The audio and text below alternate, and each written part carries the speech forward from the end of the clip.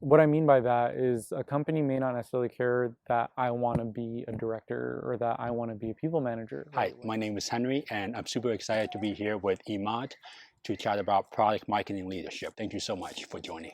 Of course, thanks for having me. First question is, what did you study in college? Yeah, so in college, I studied psychology and social behavior. I didn't really realize that at the time, but it actually kind of go on to be my backbone for how I problem solve and how I actually think about product marketing quite a bit. So how did you end up in product marketing? While I was at UC Irvine, I started my career with an internship at Beats by Dr. Dre, and I joined when we were around 20 to 30 people there. The benefit of joining a company at such an early stage while simultaneously having such a massive brand at the time was that, like even an internship was like a full-time role's worth of work and experience and opportunity to then transitioning into a full-time role on the e-commerce team there. So almost like a quasi PM role on beatsbydre.com. And through that process, really got to learn what does it mean to be data driven? What does it mean to actually be experimental in your approach and how to like you actually manage an experimentation roadmap. So that was really my first foray into like intersection of product and marketing, if you will, and then really came into my first product marketing role at Lyft, where I was one of the first PMMs on the growth product marketing team. There, my responsibility was really to figure out, hey, we send our drivers 50 messages a week, like what the hell is going on? And it was a really cool role because it really sat at the intersection of a lot of like what our growth marketing team would think about, which is like, hey, how do we actually drive incremental rides or incremental driver hours? But really looking at it through this like product marketing lens of like not necessarily being this like hyper specific tactician by channel, but really thinking about it in with the broader lens of like, okay, well, how do we achieve growth through like all the things that product marketing typically does, which is like identifying the right types of audiences, how are those audiences distinct, how do you then build messaging around those audiences, and how do you employ the right channels and tactics around each of those audiences, and just applying that to like a lot of what the growth mandates were for the company at the time. After you were at Lyft, you also went back to eBay, Mm-hmm. and then you did lifecycle marketing. Can you Yeah. tell us a little bit about what lifecycle marketing is and how is that different or maybe similar to product marketing? Lifecycle marketing, I actually think it's more similar to PMM than a lot of people realize, right? Like I'd say a lot of the similarities are that both functions really are solving for that core product market fit, right? And they solve for product market fit in the same way that like a growth team solves for growth. You can't really have growth until you have product market fit, number one. Number two, like I think especially for companies that realize that product market fit isn't like a milestone you hit, it's more of a constant you have to maintain. Both of those teams are often working on figuring out how you maintain that product market fit. And the way I see them as kind of different is that I think product marketing really, again, I think thinks about things from maybe a 30,000 foot view more often than like a lifecycle team or a CRM team does. The CRM team is really thinking about very tactically and in a granular fashion, like what does the customer journey look like? What are the touch points going to hit? What is the triggering logic behind those things? What specific channels do we need? And I think there's much more of an experimentation orientation to the lifecycle team than a product marketing team from my experience. You ended up at Kajabi as director of product marketing. Can you tell us about how you made that jump? When I got to Kajabi, the role was really the first product marketer that had been hired at the company. The company itself was around 10, 11 years old. So my responsibility was really build that function from the ground up. And I think in getting to being a people manager, there were like quite a few steps that like I had to take in the interim. As is true for like building out any function, you never want to be the person that like asks and raises their hand for headcount on day one. A lot of what we had to do initially was just understand like, okay, well, like where are there gaps in the journey, right? Like where are the like the real business opportunities from an engagement perspective in particular, from an activation perspective that like product marketing can get behind. And as a team of one, like what I can do to partner with others across the org to like start solving on those opportunities. So the very first thing we actually did was work on like, okay, well, how do we refresh our onboarding sequence? Like right now, it feels very much tailored to like one use case, not really telling me what to do in the product. How do we start making that a little bit more specific and suggestive to like how I actually get to like the outcomes that I need to as a customer?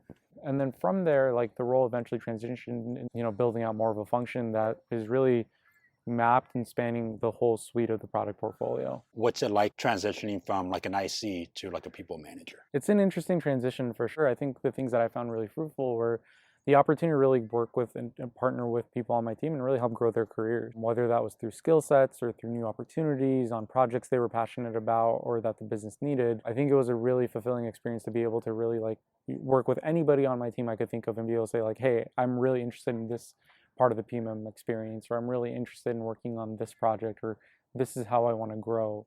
And being able to work with them to unlock those things was I think probably the most rewarding part of like not just being a people manager, but probably my experience at Kajabi. In terms of what's a little bit more challenging, or I think a little bit more newness, is that like in having more headcount and in having people that report to you, you are ultimately accountable and responsible for the work of not just yourself, but everyone else on the team, right? So if, there is work that is, like underwhelming or not meeting expectations, like that's your responsibility. And, you take that on the chin, and it's a fine balance of finding a way to like defend your team from that feedback if it might be coming from outside of the PMM org, while still ensuring that you are giving them that feedback and ensuring that you're putting them in positions to succeed such that they can build on that feedback as well, right? Which isn't like, they're not always fun conversations, but it's an, I think, important part of the job, not just for like the team to grow, but also for myself to grow and be able to learn like the new layers of managing up, right? It's not just like, hey, let me present my work and let me present this go-to-market plan.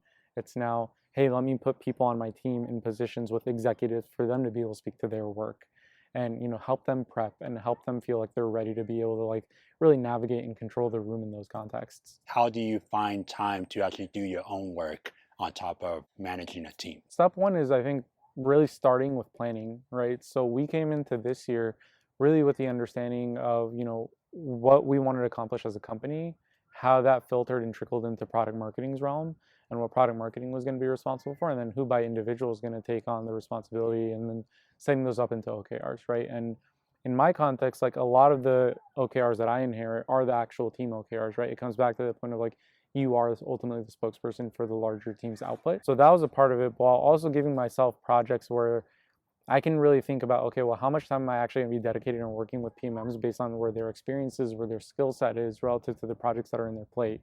Ultimately, the way I chose to organize my team was around each product vertical, right? So our product was really segmented into like these sort of key jobs for customers and products built to serve those jobs, right? So that could be content creation, audience building, commerce and payments. And ultimately, there's like a PMM representative across each of those verticals. That can range from like massive tier one launches all the way to like super tertiary like feature updates, right? Based on where that scope of launch was is where I would employ myself or sign up myself to say, okay, well, I know this is sitting in so and so's world, but like I'm gonna put my name next to this as well, right? And we're gonna work together. And that's how like my contributions as an IC are gonna present themselves. Do you ever miss being at IC?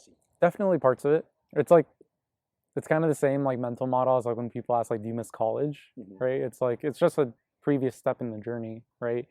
And I think the things I do miss about being an IC is that I think there is a little bit more insulation. You have someone who like you can maybe like go bounce your ideas off of and say like, hey, from a PMM perspective, like does this look right? Like is there any feedback you have? Do you know, how do you think I can improve on this messaging or this analysis? Like can you poke holes in this? Right? Which is like you actually don't necessarily have that benefit if you're the head of a function and you're a people manager, to be able to go to someone, right? But like you do actually have that benefit from your team, right? And I think like one of the things I really tried to do as a people manager is lean on my team for that two-way street, right? So there were moments where like even as like the head of the team, I was working on messaging experimentation or projects related to positioning. And as opposed to just like working in a vacuum, I would just go back to my team, right, and say like, hey, like, how does this feel? Like, based on what you're seeing as you're working on commerce, as you're working on creator tools, like, what, like, any feedback here, right? And I think like it actually creates a really strong team culture to do that, because I think it shows your team members that like you as a manager or as their manager don't feel like you're above their feedback, and I think it's really empowering, right? And I actually picked that up from previous managers I had. And it was great to be able to have that. But I think in terms of what I miss as an IC, it's probably it feels like less. I'd say like I don't know if pressure is the right word. But I think there's less of like a hey, like gotta deliver, right? It's all on you.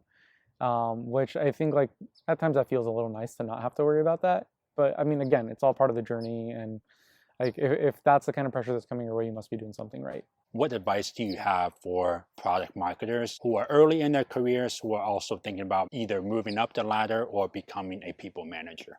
It's best to probably ascribe goals around things that are in harmony and in line with what the company's goals are. What I mean by that is a company may not necessarily care that I want to be a director or that I want to be a people manager. They have their value metrics and they have things that they actually care to want to see accomplished. I think focusing on those things and prioritize how you can add value in those areas are what unlocks those opportunities. So versus chasing titles, versus chasing like what feels like the leadership role or the opportunity to have like authority, I'd say I would focus more on figuring out how you can drive value in your current role, find ways to punch above your weight, really like squaring up the context against like what the business truly needs, right? And like that could be like, hey, we need to find ways to convert more free trials to paid subs. That could be, hey, we need to find ways to like really simplify this thing in the flow, or we need to simplify the design, right? Like the thing about product marketing, especially that's really cool, is that like there's so many opportunities for us to just jump in and lend a strategic voice, where we don't always have to be the drivers of things. We can still be really valuable contributors, right? And oftentimes, what like I think managers lean on to validate, like, hey, is this person ready to take that step? Is like, what are your cross-functional peers saying about you, right? And like, particularly like your PM or your engineers or your designers. And I think using them as a sounding board to understand like, okay, well, like so and so did an awesome job of leading this start to finish, right? And if you can show that you're doing a great job of managing laterally and, you know, kind of managing down, then I think those are really strong signals for then people to say through the virtue of your work, like, hey, maybe they're ready for more responsibility versus just going out and saying, yeah, I want to go manage people. That's all the questions I had. Thank you so much for taking the time and sharing your knowledge. Yeah, of course. Thanks for having me.